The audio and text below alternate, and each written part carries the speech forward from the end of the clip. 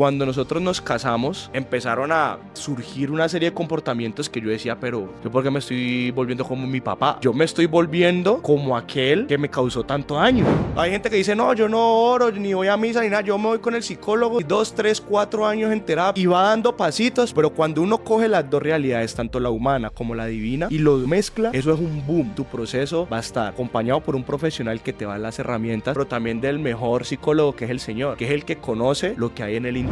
Y ahí descubrimos que se sentía abandonada por sus papás. Eso aterrizado a la realidad actual que estaba viviendo significaba ese vacío que estaba tratando de llenar con ese novio. Uno de los problemas más difíciles que nosotros nos encontramos ante los procesos de sanación es ese, que la gente dice que está bien. El primer paso para poder empezar un proceso de sanación es reconocer que algo está mal.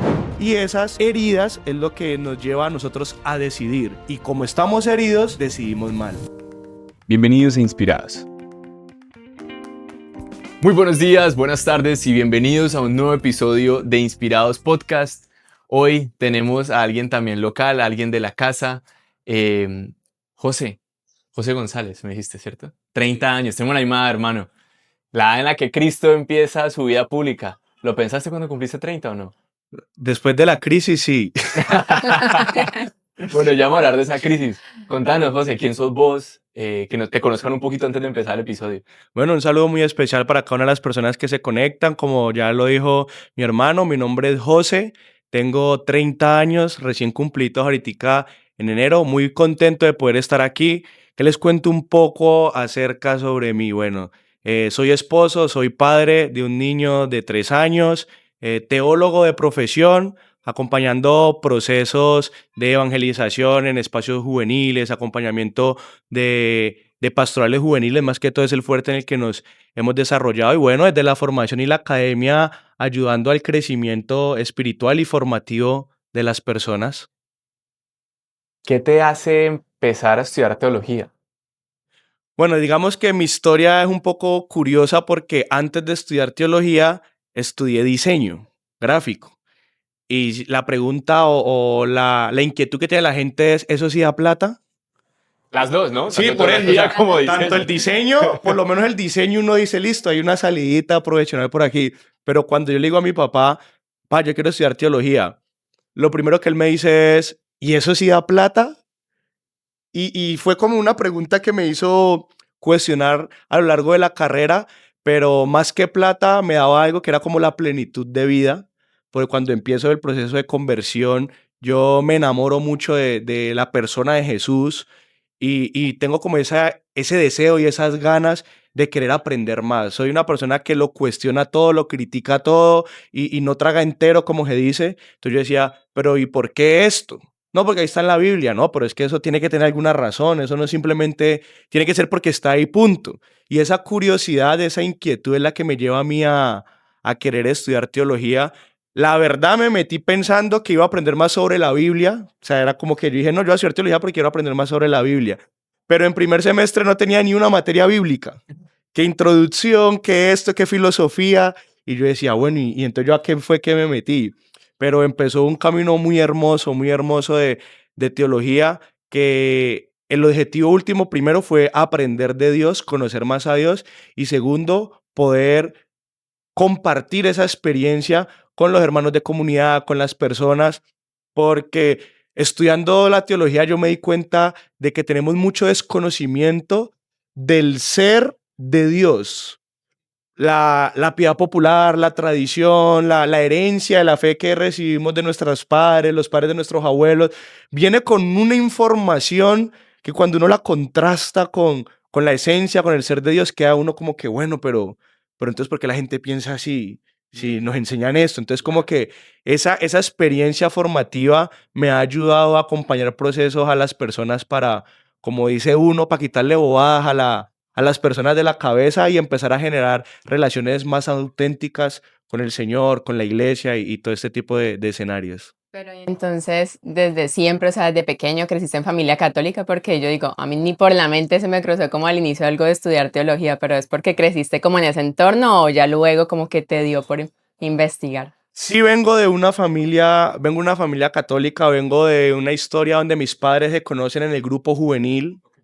se casan, me tienen a mí, a mis hermanos, somos 3, pero llega la etapa de los 11, los 12, que uno, como que no, pues qué pereza, yo entrené fútbol durante mucho tiempo, entonces mi mamá vaya a la iglesia, vaya al grupo de jóvenes, no más, estoy cansado, tengo trabajo, no, tengo que hacer tareas, tengo que entrenar, siempre había una excusa, entonces entra uno como en la etapa de la rebeldía, en la adolescencia y me alejo totalmente. Nunca dejé de tener experiencia en el sentido de que pues en mi casa siempre se escuchaba que vamos a misa, que hagamos el rosario, pero desde mi decisión como joven yo decía, no, yo por allá no voy, no, por acá, qué pereza.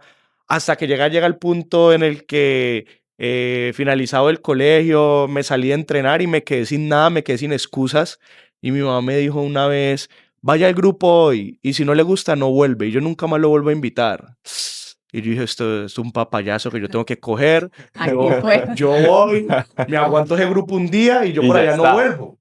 Esos eran mis planes. Pero cuando yo llego al grupo, no, pues yo hasta ahora no he podido resolver la pregunta, ¿qué había ahí? Porque fue muy raro, todo para mí fue muy raro. Pero hubo algo que a mí me llevó a querer ir a los 8 días. Que pues ya sabemos que es como la gracia de Dios, la experiencia de Dios, pero como que llega un punto en el que uno se pregunta, bueno, ¿y yo por qué volví? O sea, si el grupo no me gustó, eso oraron un poco de tiempo, yo no sabía lo que era orar, a eso sí había niñas lindas, entonces como que uno es un gancho ahí para continuar, pero en esencia, cuando mi mamá me preguntó, ¿cómo le fue? Yo, Pues no mal. pues, pues es raro, no fue tan malo. ¿Iba a volver? No sé, pero yo por dentro sí quería volver. Y ahí empieza ese camino. La teología entonces no fue algo como desde toda la vida, sino que en medio de empezar ese proceso y ese camino, como que se van apareciendo esas preguntas que te decía que, ¿por qué esto así? ¿Por qué esto acá? ¿Y por qué esto? Y en medio de esa experiencia de formación es que arranca la inquietud por estudiar la teología. José, en medio de ese camino y mucho de lo que hablábamos antes de este episodio era el tema de la sanación y es gran parte de lo que queremos tocar hoy. La primera pregunta que yo pensaba de eso es, ¿por qué empezar por ahí? O sea, ¿por qué crees que el tema de sanarnos debe ser como uno de los principales ejes en nuestra vida como cristianos? Yo siempre he dicho que cuando uno vive sin conciencia, como dice, el que no sabe para dónde va, cualquier bus le sirve. Y lastimosamente nosotros como seres humanos vivimos así, en piloto automático. No tenemos una ruta clara, no sabemos cuál es el devenir de nuestra vida. Y la sanación lo que te va a ayudar a vos es a centrarte en esas realidades. Absolutamente todos los seres humanos estamos heridos. Todos. No hay una persona en el mundo que diga, yo estoy sano, yo estoy bien, no, porque venimos de una historia consciente o inconsciente, que de pronto ahorita más adelante hablamos un poco de esa diferencia, pero lastimosamente esas heridas, esas realidades que guardamos en el interior son las que van a condicionar nuestras decisiones, nuestras acciones, y entonces luego llegan preguntas que uno dice, ¿yo por qué hago esto? O ejemplo, aterrizaba en la experiencia de la iglesia. Yo porque siempre me confieso de lo mismo. Y entonces nos empezamos a preguntar, pero yo por qué no soy capaz de esto. Pero estamos poniendo el acento es en el resultado, en la consecuencia, que es la acción. Pero la sanación, ¿qué es? La sanación es ser consciente de cuáles son las realidades que tenemos en la mente que nos generan unos estímulos emocionales y esos estímulos emocionales nos hacen actuar. Entonces, cuando nosotros miramos la consecuencia del pecado, de la acción, y centramos la mirada ahí, pues es un error, porque la acción es el resultado, es la consecuencia. El proceso de sanación te lleva es a descubrir la raíz de dónde vienen esos impulsos del interior que te van a llevar a cometer esas acciones, a tomar decisiones, a elegir pareja, a elegir carreras de universidad, porque muchas veces las decisiones que tomamos están mediadas por las heridas. Entonces, llega y uno conoce el caso de la persona que estudia derecho porque su papá quiere un abogado en la familia. Y no, Estoy ahogando. no estamos aquí metiéndonos en tu casa, pero sí pasa mucho de que las decisiones laborales, de carrera, están mediadas por situaciones de la casa. Y uno normalmente 16, 17, 18 años no tiene como una madurez suficiente para tomar decisiones y decir, no, yo quiero esto porque me gusta, porque mi vocación, porque da plata, porque no da plata, sino que siempre estamos como... Y esas heridas es lo que nos lleva a nosotros a decidir. Y como estamos heridos, decidimos mal. Antes de llegar a las heridas, quería preguntarte qué piensas de esta frase y es, sanar empieza cuando dejas de fingir que todo está bien. Uno de los problemas más difíciles que nosotros nos encontramos ante los procesos de sanación es ese, que la gente dice que está bien. No, yo estoy bien. Mira, tenés un vacío emocional, tenés una herida aquí, no, pero yo estoy bien, eso pasó hace mucho tiempo, eso yo ya ni me acuerdo de eso, pero eso continúa operando. El primer paso para poder empezar un proceso de sanación es reconocer que algo está mal. Y de ahí parte todo. Cuando a usted le duele algo en el cuerpo, usted va donde el doctor, ¿no? Doctor, es que me duele. Y el doctor le va a preguntar, ¿qué le duele? Usted tiene que decirle, la cabeza, el pie, lo que sea. Pues dice, no, doctor, no sé, pero me duele. Pues no te van a poder ayudar porque no sabe cómo tratar ese dolor. Lo mismo pasa con los dolores del alma. La gente carga dolores en el alma, pero finge que está bien. No, sí tengo problemas con mi papá, con mi mamá, pasó esto, pasó lo otro, pero yo estoy bien, yo ya lo superé. Pero esto no es cuestión de superar, esto es cuestión de sanar, de trabajar para poder resarcir ese daño, sanar esa raíz y así poder, primero, asumir que hay unas heridas en nuestra vida y segundo, que es un tema muy delicado, dejar el papel de víctimas. Porque aquí es cuando uno ya empieza a meter el dedo en la llaga y hay gente que no le gusta. Porque muchas veces esos dolores, esas realidades que tenemos en el interior se vuelven una excusa para la vida del ser humano. Entonces se encuentra uno con situaciones que te dicen, no, es que yo no pude ser nadie en la vida porque mis papás nunca me pudieron pagar la universidad. Y se escuda en esa realidad para justificar su situación actual, pero no se pone en un proceso de sanación para decir, bueno, yo tengo que hacer algo con mi vida, con mi realidad, yo puedo salir adelante, puedo mirar opciones. Entonces, la sanación, las heridas, perdón, se vuelven como una excusa o una victimización de las personas que no quieren asumir el control de su vida para quedarse en la lástima, en el pesar, en el, ay, pobrecito, ay, venga, ayudémosle, ay, sí, es que él le pasó esto y eso hace que uno no reconozca que está bien y que uno viva en ese papel de víctima. Hmm. Yo ahí estaba pensando cuando ibas pues hablando de que pues yo creo que mucha gente al final sí es consciente como de los frutos, que es como de lo que se ve en la superficie que uno está mal, no sé, la depresión, la ansiedad, como son esas cosas superficiales que tal vez uno nota más externamente, que es como lo que puede uno ver en el día a día que vive. Pero ¿qué haces? O tú qué piensas que crees como que la gente, ¿por qué no toma esa decisión de empezar? Como porque, digamos, ya sabiendo que tienen esos problemas o en la superficie, ¿qué es lo que hace que no sean como tomen la decisión consciente de empezar un proceso?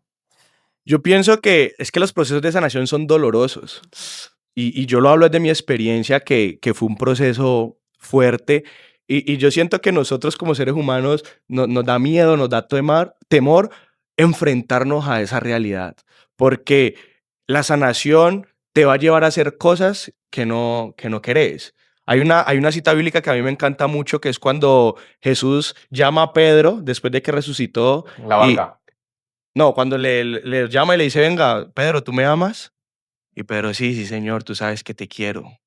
Y otra vez, Pedro, ¿me amas? 3 veces le pregunta. Y normalmente la gente se queda como con ese texto hasta ahí. Pero después de esas 3 preguntas, Jesús le dice a Pedro, antes, cuando tú eras joven, tú te vestías e ibas a donde querías. Pero ahora que me dijiste que sí, o sea, ahora que dijiste que me amabas y que ibas a cuidar mi rebaño y todo eso, va a venir otro, te vestirá y te llevará a lugares donde ni siquiera quisieras estar.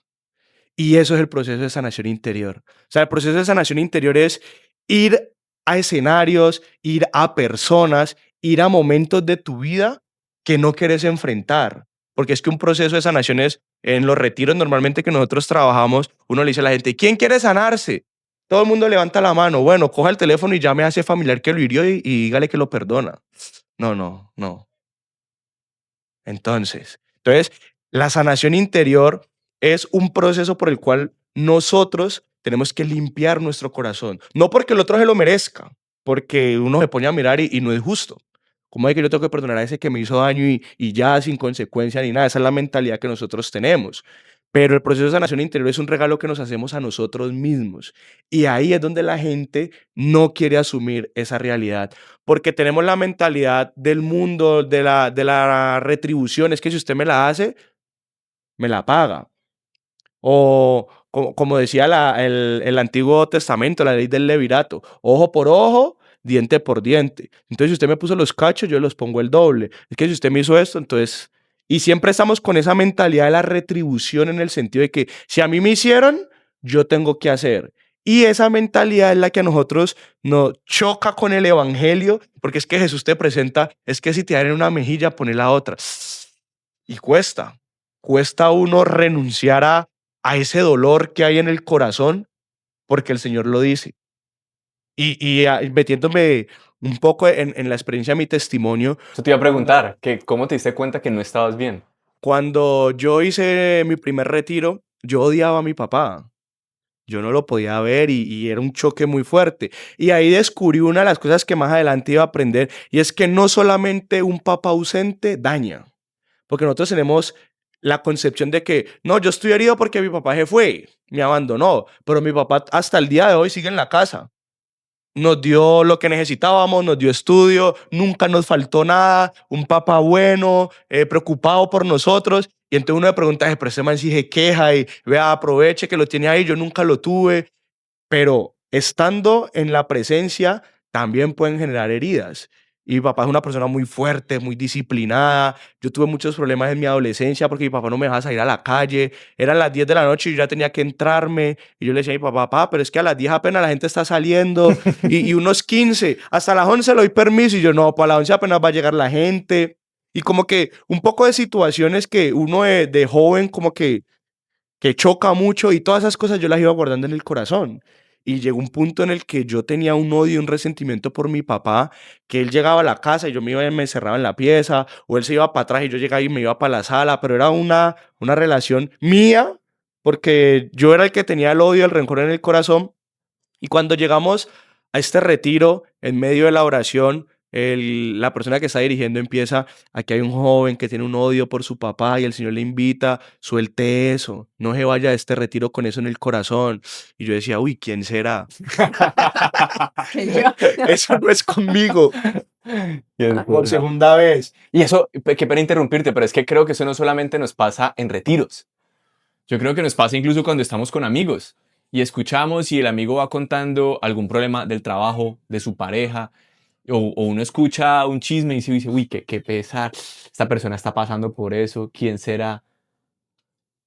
Y es Dios hablándole de que puede ser vos. Ahí te lo están hablando muy directo en un Sí. retiro, pero también lo mencionaba porque creo que Dios nos lo muestra en el día a día, no necesariamente durante un retiro, y nosotros igual nos hacemos los que no vemos, los que no escuchamos.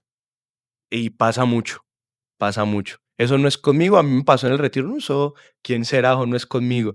Ya por segunda vez, no, que este joven que tiene eso ahí, yo ya empecé a sentir como algo en el corazón y no, soy yo, ve. Pero yo decía, pero yo no voy a perdonar a mi papá porque es que a mí no me parece justo. Y entonces a mí, ¿quién me va a devolver todas las lágrimas que yo boté en mi adolescencia y todos los problemas y yo con el corazón cerrado? Otra vez este joven tiene eso guardado en el corazón, sánese, libere, entregue.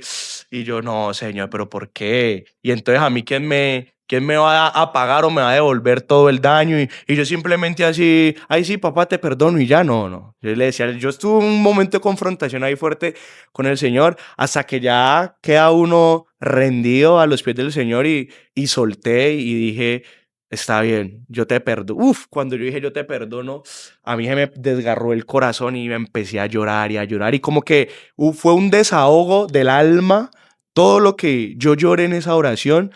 Porque yo me acuerdo que yo salí de ese momento de oración y yo empecé a ver como en HD. O sea, yo veía eso en la casa de retiro, yo empecé a ver los árboles más verdes y yo veía así como hermoso. Y yo ahí fue como mi primera experiencia del poder de la sanación. Ahí todavía estaba empezando, no tenía, digamos, como la formación, pero sí tenía la experiencia. La medida en que fue pasando, fui descubriendo muchos elementos y cómo el proceso de sanación es algo que yo sigo viviendo hoy en día con mi papá. O sea, no fue algo que pasó en la oración en el 2013 y ya, no, es algo que por eso se llama proceso, porque no es algo inmediato, sino que es algo que se va trabajando a lo largo del tiempo. Ya iba a preguntarte porque es que eso me genera como mucha, como cuestiones o preguntas porque uno dice como, sí, la sanación es un proceso, ¿no es cierto? Y por ejemplo, yo siento que yo llevo, yo qué sé, 9 años que llevo pues en esto del camino de Dios sanando. Y yo a veces digo como, llevo ya demasiado tiempo y como que siento que a veces es como que uno retrocede, como son varios momentos. Pero me genera la duda desde que, pues se supone que igual Dios hace todo nuevo, ¿no? O sea, se supone que Dios igual puede, si lo decide, coger tu corazón, restaurarlo y que ya tú empieces a actuar conforme a un corazón sano. Entonces, como, ¿por qué crees que hay personas que incluso, por ejemplo, que uno sigue en proceso, pero llega un punto en que pues ya deberían en serio tomar decisiones ya sanadas, como ya empezando como con la decisión de que Jesús ya está en tu corazón? ¿O crees que simplemente es un proceso de inicio y toda tu vida vas a estar entonces sanando y tomando decisiones desde tu herida? Yo quiero que hagamos un ejercicio aquí para que... ¿Cuál es el recuerdo más antiguo que usted tiene de usted mismo? Ustedes dos. Y los que están ahí afuera también Y piensen. los que están escuchando Y los que que están también lo escuchando, piensen. o sea, Recuerdo más como antiguo. que no le contaron, sino que usted se acuerda. Que no, yo tenía 2 años, yo tenía 3, yo tenía 5. O sea, haga ese ejercicio en este momento y piense el momento más antiguo que usted recuerda. No que por lo menos hay veces, no, que su mamá, los papás le dicen, no, cuando usted tenía 2 años, se cayó, se partió aquí, pero usted no se acuerda. O sea, ¿qué es lo más antiguo que usted recuerda de usted mismo? ¿Ya lo tiene ahí? Sí. ¿Cuántos años tenía? Creo que unos 6, 6 6, años. 7, sí. Sí, también sé. 6, 7 años. ¿Qué pasa? En el cerebro ocurren dos realidades, la mente consciente y la mente inconsciente. En la mente inconsciente está absolutamente todo lo que hemos vivido en la vida. La inconsciente, ahí está guardada toda la información. La mente consciente es de lo que nos acordamos que hay guardado en el inconsciente. Entonces, ¿qué quiere decir eso? Según el ejemplo que ustedes nos ponen, usted tiene 6 años de vacío y usted tiene 6 años de vacío, que pueden haber ocurrido miles de acontecimientos ahí de los cuales no somos conscientes. Y a nivel de psicología, no soy psicólogo, pero trabajo con muchos psicólogos en los procesos de sanación, va muy de la mano con la psicología. Se conoce algo como la triada cognitiva. La triada cognitiva es un proceso que vivimos todos los seres humanos que va de la mente a la emoción y a la acción. ¿Cómo funciona este sistema en el ser humano? Todo lo que hay aquí en la mente, consciente o inconsciente, te genera estímulos. Y esos estímulos te llevan a sentir rabia, amor, alegría, tristeza, melancolía, desespero. Y ese sentimiento te lleva a actuar. Entonces, para ponerles un ejemplo, yo les decía ahora que vivía ahí por Confán del Prado, ahí es donde queda la barra del América. Okay. Yo soy del Cali o la Del América? Cali. Bien. Bien mal, amigos. Yo pensé que ibas a decir de la América hoy. Entonces, ¿qué pasó? Yo crecí en el barrio escuchando que hoy se metieron los caleños, mataron 3 americanos. Hoy se metieron los caleños y los americanos los sorprendieron y mataron 5 o 6. Yo crecí en ese ambiente. Claro, en mi inconsciente se generan esos recuerdos. Esos recuerdos me dan miedo, angustia, y una de las decisiones producto de eso es que yo no uso ropa de color. Yo uso ropa negra, gris o blanca. Por temor a que sea verde o sea rojo y me maten, me metan una puñalada, me peguen un tiro. Eso es una decisión inconsciente del cerebro. Entonces yo voy a comprar ropa y yo nunca veo la ropa roja y la verde, ni la azul ni la amarilla, ni nada, porque eso representan desde la inconsciencia equipos de fútbol y puedo ser apuñalado, me pueden matar por eso. Entonces, desde la inconsciencia tengo un recuerdo del barrio peligroso, ese recuerdo me da miedo, angustia, temor por mi vida y tomo una decisión de vestirme con ropa negra, gris, blanca. Así funciona la vida del ser humano. Entonces, ¿por qué uno dice que la gente no quiere sanar? No es que no quiera sanar, es que no es consciente de lo que tiene que sanar. Y esas son las herramientas que nos entrega la sanación interior. Ir descubriendo poco a poco esos vacíos que hay en nuestra historia para poder sanarlos. Entonces, por lo menos, hay un psicólogo que se llama Erik Erikson, que él habla de las 5 heridas que se generan entre los 0 y los 6 años. la herida de abandono, de humillación, de rechazo, de injusticia y de traición. Son 5 heridas que se generan de los 0 a los 6 años y que según cómo sea esa herida, vas a hacer que tú forjes tu personalidad. Entonces, si nosotros forjamos nuestra personalidad, nuestra identidad, con base en esas heridas, pues van a haber personas que hoy en día, ejemplo, le terminó la pareja. Y no, y por favor no me dejes, yo vuelvo contigo, yo te perdono el cacho, yo te perdono que me des duro, yo te perdono muchas cosas, pero por favor no me dejes. Entonces, no, eso es un apego emocional, eso es una herida fundamental en los 0 a los 6 años. Entonces la gente se pregunta hoy en día, ¿yo por qué no soy capaz de soltar esa relación? Y se pregunta en el ahora, por ese ahora es la consecuencia de todos los acontecimientos que hay en esos primeros años de infancia. Entonces lo que busca la sanación interior es dar una luz en esos años que tenemos vacíos, digamos el ejemplo de ustedes que hay 6 años, 7 años de vacíos y descubrir qué cosas de esa realidad de vida están operando en nuestras decisiones hoy. ¿Y cómo empiezan? ¿Cómo empezamos?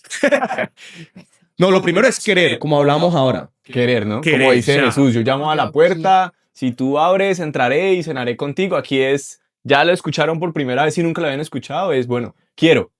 Y a eso lo complemento con otro pasaje bíblico que está en el capítulo 5 del Evangelio de Juan.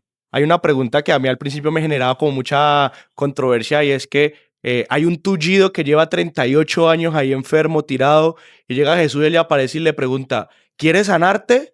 Y yo decía, no, pues qué pregunta tan boba, o sea, como un man que lleva 38 años enfermo no me va a querer sanar. Pero la respuesta del tullido es, no, es que cuando se mueve el agua, alguien se me adelanta o no tengo nadie que me tire. Pero la pregunta de Jesús no era esa. La pregunta de Jesús es, ¿quieres sanarte o no? Y nosotros en nuestra cotidianidad nos pasa lo mismo. El Señor nos está preguntando, hey, ¿quieres sanarte? Y vos, Señor, pero es que ahora no, más adelante, no, es que muy duro, no, es que, y vamos poniendo esas excusas que nos van a hacer que el proceso se vuelva más difícil. Entonces, ¿cómo empezar? Primero, querer. Querer, pero un querer de verdad. Porque uno se encuentra con gente que dice, sí, yo quiero sanar. Bueno, empiece a hacer esto. No, más adelante. Póngame algo más fácil, como el joven rico. ¿Cumple los mandamientos? Sí, más. Bueno, venda todo lo que tiene, déselo a los pobres, vuelvo y me sigue. No. Entonces como que en la sanación pasa lo mismo. Sí, queremos sanar, sí, pero apenas nos dicen, vamos a esa herida, vamos a resignificar la experiencia, vamos a perdonar, vamos a soltar. No. Yo ahí me acordaba de que, y creo que lo dije en un episodio, pero por ejemplo con mi directora espiritual, ella me preguntó lo mismo, como que tú quieres, y yo decía, pero es que es muy duro. Entonces ella me respondía como que es que yo no te estoy preguntando si tú cómo lo vas a hacer ni nada, porque el cómo lo tiene Jesús, o sea, tú solamente di si quieres, porque el cómo lo sabe Dios. Y me hice hacer un ejercicio como súper importante que me gustó mucho y si lo pueden hacer en su casa, y es que yo pusiera como que todas las cosas difíciles que me tocaría que hacer si empezara el proceso de sanación. Entonces, para ejemplo, súper práctico es como que si te llama tu ex, no responderle, o sea, como que si, no sé, si esta persona que te hizo daño y te lastimó, pues no contestarle, pues bloquear, o sea, todas las cosas difíciles de tu proceso de sanación en particular, escribirlas y luego leerlas y ser consciente como que es que si yo digo que sí, va a ser sí sabiendo todo esto, porque a veces uno dice como que bueno, sí, pero en el camino se da cuenta que hay cosas muy difíciles, pero si uno desde el inicio está súper preparada, bueno, es que me va a tocar afrontar todo esto, mi papá o esto, todo como lo que conlleva, pues se hace un poquito como más predecible el camino y un poquito más fácil, entonces como para que tengan de tip ese ejercicio. Un gran tip, uno saber a lo que se va a enfrentar para ver si va o no va. Eso es supremamente importante. ¿Qué más hacer? Porque, bueno, Chris nos mencionaba algo muy valioso que es, pues, que tiene una directora espiritual que le ayuda a ese camino. Yo también lo tengo. ¿Crees que qué más deberíamos hacer? O sea, ya tenemos a alguien aquí que está escuchando el episodio y dice, yo quiero empezar este camino, sé que tengo que hacer algunas cositas. Yo siempre planteo 3 caminos. El primer camino, hacerlo solo con Dios. Usted va al Santísimo, va a la Eucaristía, usted ora, y en el tiempo de Dios, usted alcanzará su sanación. Segundo camino, ir a donde el psicólogo, vivir los procesos, acompañado de los profesionales, hacer su terapia y en el tiempo determinado usted se va a sanar. Y el tercero y el mejor proceso, hacerlo juntos. Hay personas que uno se encuentra en ese camino. No, yo voy al Santísimo y oro. Y sí, es válido. ¿Y te vas a sanar? Claro que sí. ¿Cuándo? Cuando Dios quiera.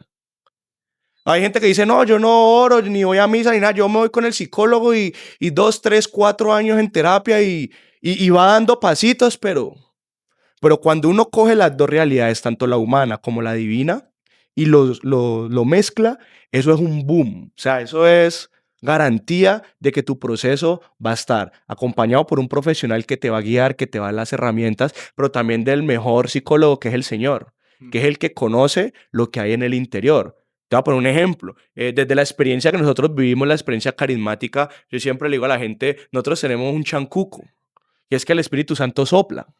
Entonces otras veces estamos en oraciones y aquí hay una persona que a sus 5 años le pasó esto, esto y esto y esto, y por allá soy yo, y yo no sabía, y ya me acordé. Entonces como que a través de la oración, el Espíritu te va mostrando, te va revelando lo que hay oculto en tu inconsciente. Y eso te ahorra un año de psicología, porque luego vas donde tu psicólogo y le vas a decir, nosotros tenemos una amiga que la psicóloga no cree en Dios, y la acompaña al proceso, y ella le dijo, doctor, ¿usted cree en Dios? Que no, pero lo que pasa es que Dios en una oración me mostró esto y esto y dijo, yo no creo en Dios, pero si eso aceleró 6 meses de terapia, bendito sea, porque es que los procesos de sanación, tanto desde la parte espiritual como desde la parte humana, son complementarios.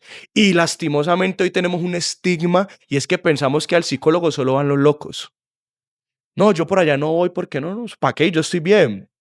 Y cuando uno empieza el proceso terapéutico de descubrir esa realidad, yo es lo que le estoy contando, lo descubrí hablando con el psicólogo.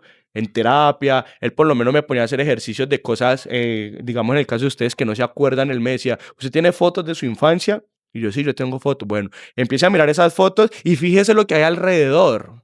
Entonces, por lo menos un balón tirado al lado. O sea, usted aparece ahí sonriente en la foto, pero al lado hay un balón. Entonces, usted acuerde de balón, ve, ese balón que me lo regaló, tal. Y eso se va volviendo como cuando uno tiene un hilito en la camisa que uno llega y lo jala y eso se fue. Así pasa.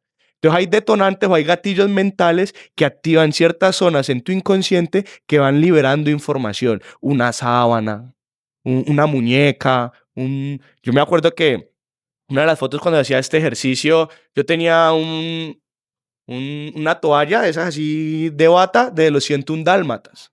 Y me acordé que en esa fiesta que me regalaron esa bata, yo tenía como 5 años, esa bata me la regaló mi abuela. Y en esa fiesta me acordé de una pelea. ¿Por qué? Por ver la bata de los 101 dálmatas. Entonces como que ese recuerdo te va activando zonas en tu inconsciente que van liberando información. Y eso es lo que hace un terapeuta. Te va guiando hasta que descubra esas realidades. Como, vuelvo y te digo, como llega en una oración que el Señor te revela, te sapea, que cuando tenías tantos años pasó esto, y vos decís, ay, sí, y yo eso no me acordaba. Y resulta que sí. Entonces, claro, y luego vos tenés esa información y ¿qué vas a hacer?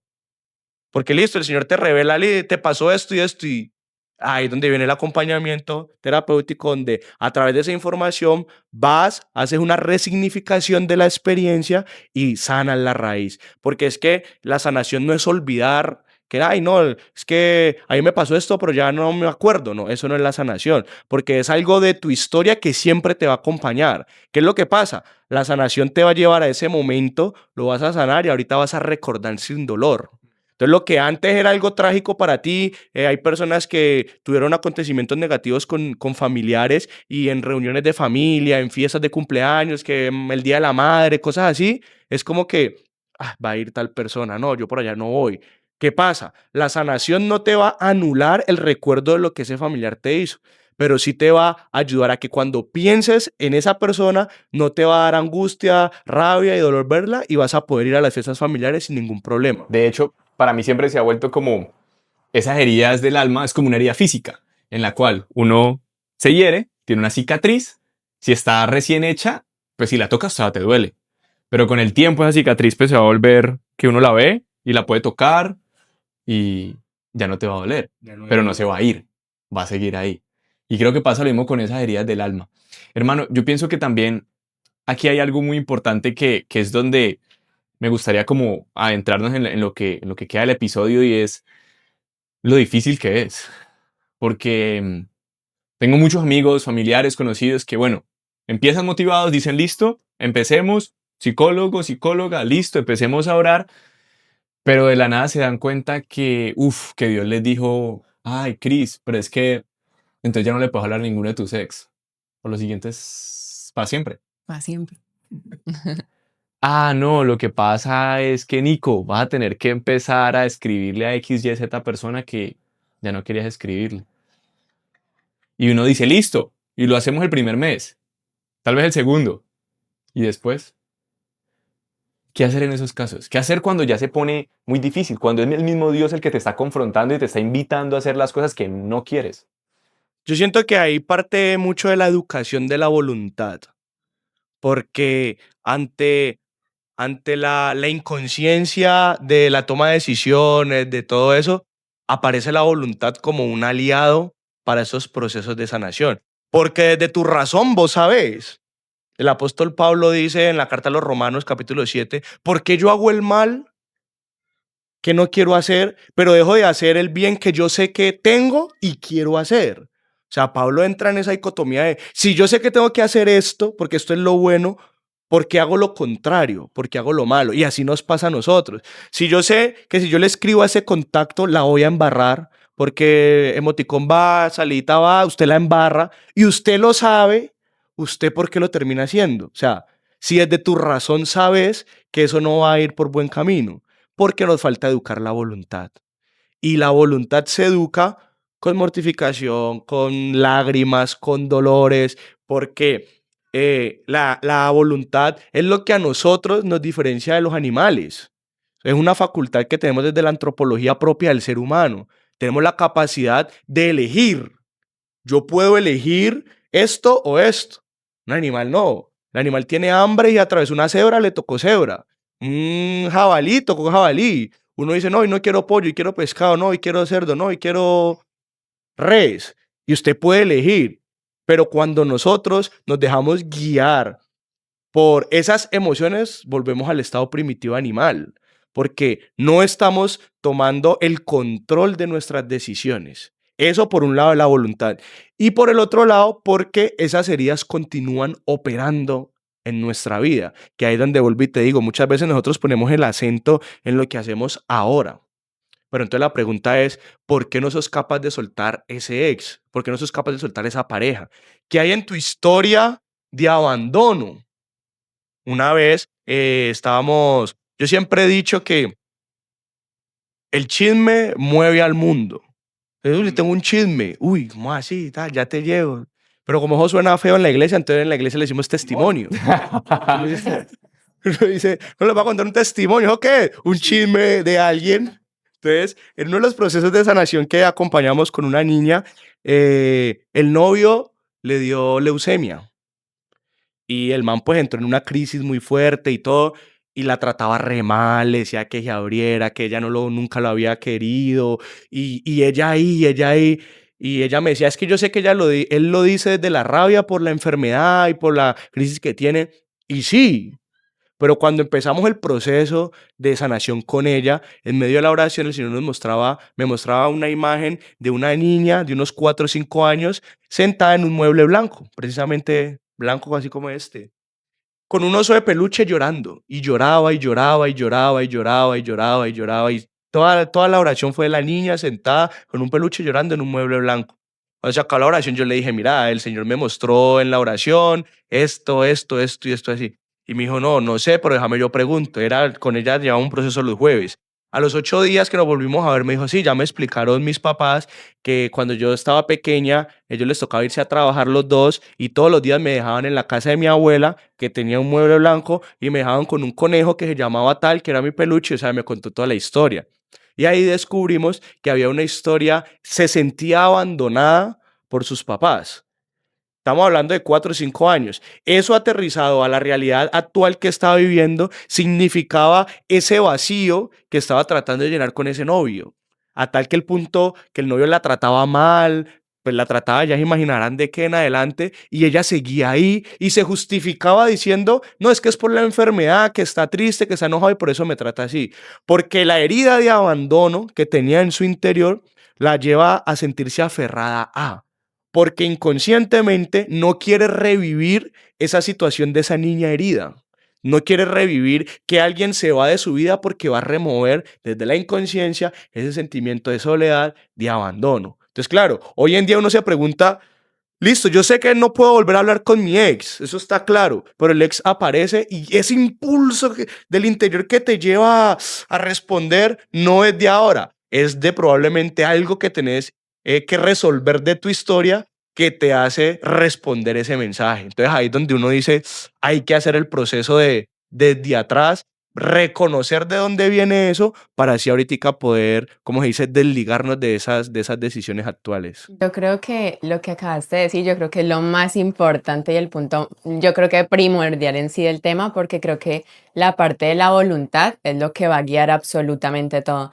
Pero pienso también que al final es gracia en Dios. O sea, siento que uno puede querer mucho, uno puede ser la persona más disciplinada, intentarlo, tener amigos que te rodean que son así, pero al final como que en la humanidad de las personas no está eso. O sea, hay algunos que tengan esa personalidad, pero en muchos la verdad es que no.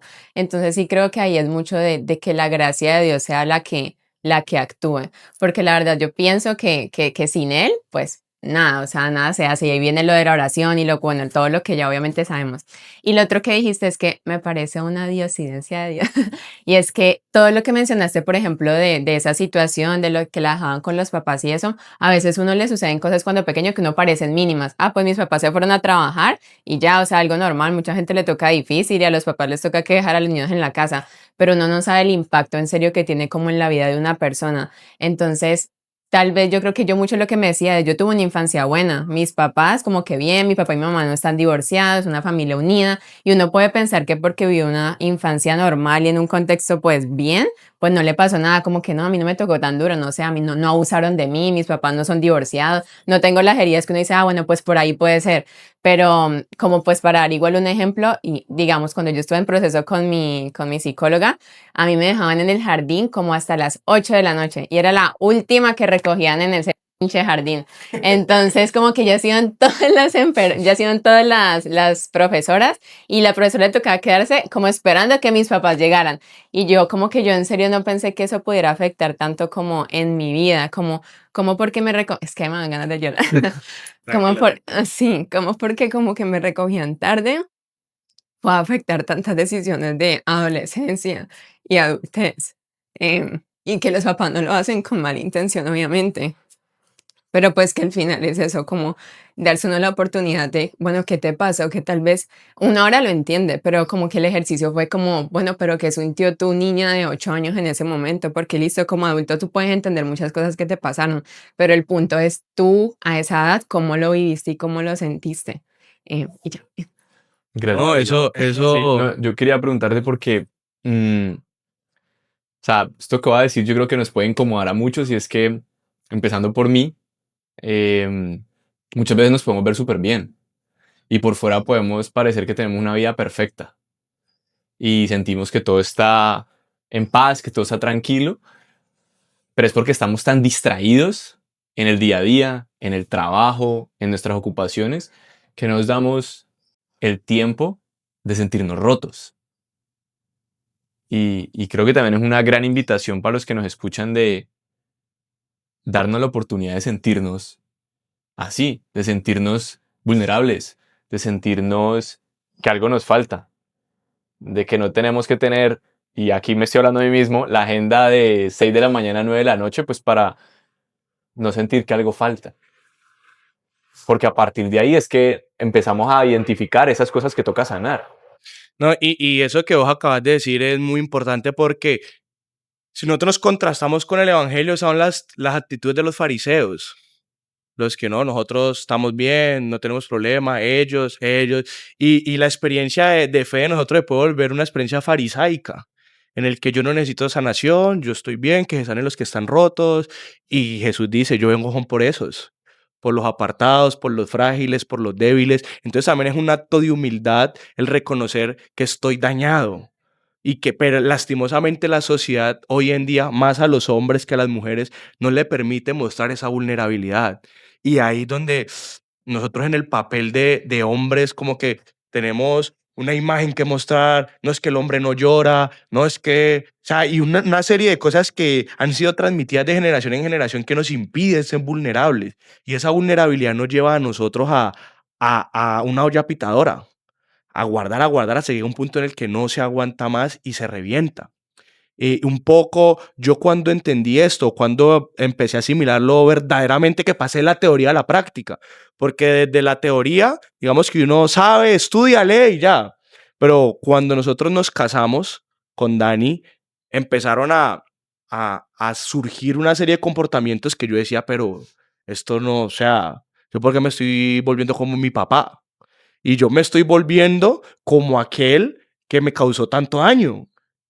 Pero ¿por qué? Si yo no quiero. Claro, la inconsciencia. Cuando vos cambias de estado, soltero, ahorita sos cabeza de hogar, ahorita sos esposo, pues vos coges las referencias que tenés. Y las referencias que yo tenía de ser un esposo, ¿quién es? Mi papá. Entonces, desde la inconsciencia, yo empiezo a tomar actitudes en mi hogar como las tomaba mi papá. Lo mismo mi esposa.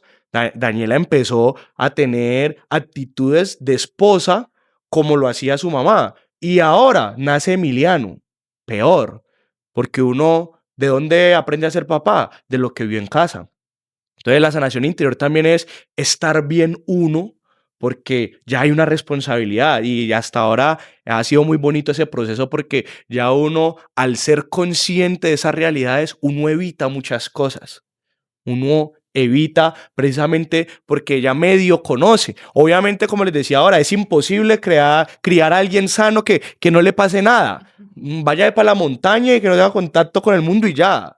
De resto, todos estamos heridos, todos guardamos cosas en la historia, en el corazón, pero pues que desde la conciencia uno trata de minimizar ese tipo de realidades, pues para que de aquí en adelante podamos ofrecer al mundo ciudadanos más sanos, ciudadanos mejores y con la experiencia de sanación pues que va a acompañar nuestra vida diaria. Yo creo que igual ya para ir cerrando, igual pienso que muchas personas cuando ya estamos en el camino espiritual, con lo que preguntaba ahorita Andrés, pues es mucho como, bueno, pero yo voy a misa, yo estoy en Dios. Yo creo que la mayoría del público de Inspirados como que ya tiene un camino en Dios, no es como gente que está iniciando, pero por lo mismo siento que a veces uno se dedica a mucho a hablar de Dios y no hablar con Él, como que a mucho servir de Dios, pero no servirte a ti y ver como lo que hay en tu interior. Entonces, ¿qué le dirías como a esas personas que ya están en un camino, que ya tienen, no sé, formación de Dios, pero pues que todavía no han tomado la decisión o todavía ni siquiera se han dado cuenta? Hay una frase que a mí me gusta mucho que dice, debe ser muy triste pasar toda una vida hablando de Dios y nunca haberlo conocido. Y lastimosamente en esta experiencia de fe me he encontrado mucha gente así, gente que habla de Dios, que predica, que anuncia, que hace, pero no lo deja entrar a su vida. Y toda experiencia, no solo de sanación, sino una verdadera experiencia de fe, como le decía Andrés ahora, mira que estoy a la puerta y llamo. Quien escuche y abra, yo entraré y me quedaré con él. Y muchos de nosotros como que tenemos la experiencia de Dios, lo dejamos entrar, nos enamoramos, sí, Señor, eres mi todo, cantamos, lloramos, vivimos, pero al pasar el tiempo que nos dedicamos al servicio, como que se nos va olvidando esa intimidad mía con el Señor. A mí una vez, me acuerdo en una oración, me metió tremendo regaño el Señor, porque estábamos sirviendo aquí en una escuela del suroccidente, tal, había gente de mucho lado y todo. Cuando se acabó la oración, yo me acuerdo que el Señor me dijo una cosa es que usted sirva y otra cosa es la relación que tiene conmigo. Dijo Marta, Marta. Ya, yo me tiré a chillar ahí porque yo decía, es verdad, porque uno piensa que porque hace cosas, que porque sirve en retiros, que porque trae aquí, que porque hace acá, entonces uno ya está bien espiritualmente. Pero una cosa es lo que uno hace al servicio de los demás, pero otra cosa es tu relación con Dios. ¿Cómo está tu comunión? ¿Estás confesado? ¿Vas a la Eucaristía? ¿Estás frecuentando los sacramentos? Eso es lo que verdaderamente a nosotros nos va a dar la estabilidad espiritual para fortalecer la voluntad, para tener la comunión con Dios, para asumir los procesos que tenemos que asumir en nuestra vida, pero todo parte de la intimidad con el Señor. Y eso que acabas de decir, que para interrumpirte, yo creo que es exactamente un tema entero que podríamos grabar en Inspirados, y es que el servicio anticipado pasma la conversión. Porque es que definitivamente ese caso pasa demasiado y en los grupos lo hacemos los líderes. Traemos a las personas a servir con el fin de que, pues, de que estén conectadas, de que estén aquí, de que no se vayan, pero eso hace que en el hacer se conviertan en esas Martas que al final se les olvida que lo principal y lo primordial es, Están a los pies de es la Pero les digo relación. algo, ¿sabían algo de esa historia? Como que escuché en el Evangelio luego, porque todo el mundo se queda también en la parte de Marta, ¿no es cierto? Que Marta es la que estaba encargada de otras cosas y María era la persona que estaba como que dijo, como, bueno, vamos a atender a Jesús, ¿no es cierto? Esa es como la historia que conocemos y pues lo que dice en la Biblia. Pero luego, cuando se muere Lázaro, como que lo que hacían en la reflexión de ese Evangelio en particular es que María es la que le pregunta a Jesús, como que, Jesús, si tú no estuviste aquí, si no hubieras estado aquí, le reclama, pues como que Lázaro no hubiera muerto, o sea, ¿por qué? Ella es la que la cuestiona, sabiendo que era la que más en Dios estaba. Y por el contrario, Marta lo que le dice literalmente es como, yo confío en ti, o sea, estoy triste, pero confío en lo que tú vas a hacer. Entonces también es mucho la analogía de, pues María era la que más estaba en las cosas de Dios, pero luego fue la que más dudó. el momento de la Sabrá Dios, prueba. como el momento de la dificultad. Y por el contrario, Marta, que era la que estaba tal vez en otras cosas, tal vez en su humildad, pues dijo, pues a la de Dios, o sea, pues aquí estás tú, ya llegaste. Entonces como que eso, me acuerdo. Sí, eso, y eso es un, como digamos, como un problema. Yo sé que no es la temática, pero Sí, mencionémosla porque ya untaba el dedo, untaba la mano.